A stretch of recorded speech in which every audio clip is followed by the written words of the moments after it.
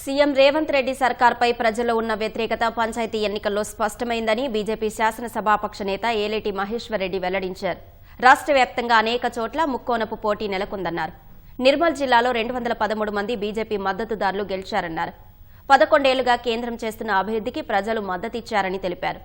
నేతలంతా ఐక్యంగా పనిచేసి వచ్చే అసెంబ్లీ ఎన్నికల్లో అధికారంలోకి వస్తామని ఆశాభావం వ్యక్తం చేశారు.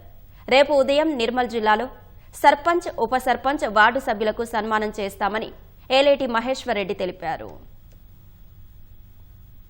మిత్రులారా, గత 2 సంవత్సరాల నుంచి తెలంగాణ రాష్ట్రంలో కాంగ్రెస్ పార్టీ అనేకమైనటువంటి అవినీతి కార్యక్రమాలతో కూరుకుపోయి ఇచ్చిన హామీలు నెరవేర్చక 6 గ్యారెంటీలు తుంగలు తొక్కి 420 హామీల్ని గాలి కొదిలేసి ఈ రాష్ట్ర అభివృద్ధిని పూర్తిగా గాడి తప్పించి అవినీతిలో కూరుకుపోయినటువంటి కాంగ్రెస్ ప్రభుత్వం వ్యతిరేకతగా నిన్నటి తీర్పు కనబడతా ఉన్నది. మరి సింబర్లు లేవు కదా అని చెప్పేసి, అధికారం ఉంది కదా అని చెప్పేసి గెలిచిన సర్పంచుల్ని ఖాతాలో వేసుకున్న రేవంత్ రెడ్డి గారు నిజంగా మీకు చిత్తశుద్ధి ఉంటే ఇమీడియట్ గా ఎంపీటీసీ, జెడ్పీటీసీ ఎన్నికలు నిర్వహించాలా, మున్సిపల్ ఎన్నికలు నిర్వహించాలా. మరి ప్రజలకు కాంగ్రెస్ పార్టీ మీద ఉన్నటువంటి వ్యతిరేకత స్పష్టమవుతుంది.